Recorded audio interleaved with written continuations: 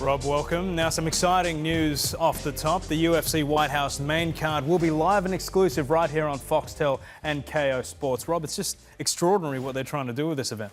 It is historic. It is absolutely unreal to think that we're going to have the UFC, the biggest fight organization in the world, on the lawn of one of the most political, historic places in American history, but in world history.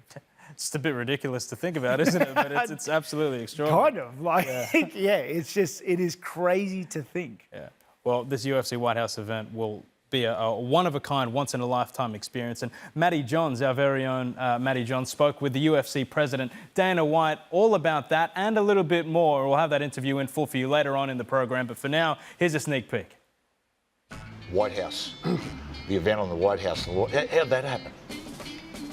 We were at a fight, the president and I, and during the fight, he looks over at me and goes, we should do a fight at the White House. And I was like, yes, I agree, we should do a fight at the White House. It's going to be the most incredible thing that I have ever been a part of in my life, let alone my career. So I'm really looking forward to it. Stay tuned for the full interview later on in the program. Now, Rob, I did read that you wanted to fight on that White House card. First of all, is that accurate? And how do you rate your chances of getting on it? Yeah, I think everybody and their mate wants to be on that card. And I think my chances are probably less than zero. It's just, there's a lot of Americans, big names. They're going to want it to be a historic card. Yeah. So, I don't think my chances are too good. Maybe an America versus the world type thing, getting on that. Yeah, I think so. I think they're going to really want some patriots in there. Yeah. And just to really sell home where it has to be, right? Yeah.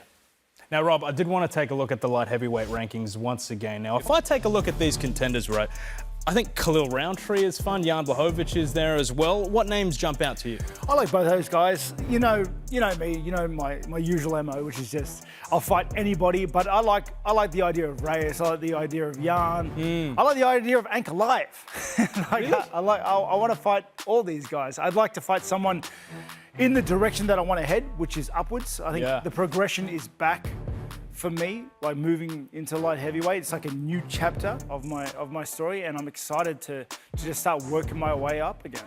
Can I press you on that, Rob? What entices you most about that Ankalaev idea?